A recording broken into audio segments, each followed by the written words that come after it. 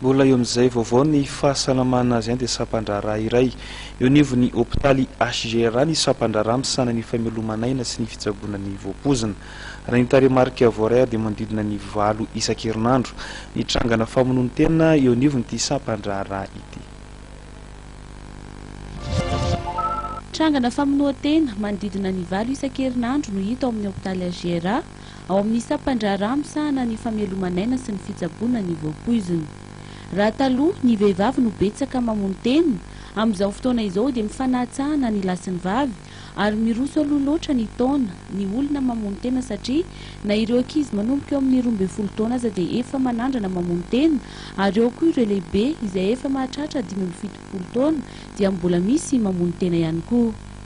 Amin'ny fomba maro no amonoan ireo olona tena tahaka ny fanafody izay hita eny an-tsena eny, ny paracetamol sy ny aspirine. Eo koa ny asidra izay tena betsaka indrindra ataon'ny olona ary eo koa ny fisotroana ny anivon'ny. Ho an'ireo olona any ambanivohitra dia ny fisotroana ireo fanafody bibikely matetika no amonoan'ny olona tena. Misy ihany koa ireo mihinana ny fanafody ampiasain'ny olona ao an-tranony tahaka ny fanafody tosi-drasy sy ny fanafody fanintona. Ho an'ireo tanora dia ny olana ara-pitiavana, ny olana ara-panambadiana no tena antony mahatonga ireo olona mamono-tena. Manoloana ireo tranga ireo dia tokony ho amafisina ny fivarotana fanafody ary tokony ireo olona mahazo alalana ihany koa no afaka mivarotra ny anivon'ny, fa noho izy ity mora sy mora hita dia maro ireo olona no manao foana amin'izany.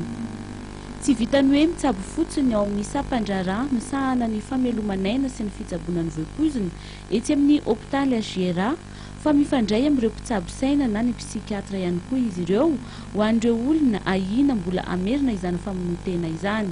Misy araka izany ny fanaraha-maso ataon'ireo mpitsabo ara-tsaina ireo.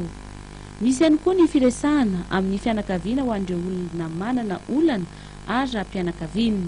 Ny fitondrana farany izay aingana any amin'ny toeram-pitsaboana ihany no mety hahavelona ny olona iray izay mamono-tena.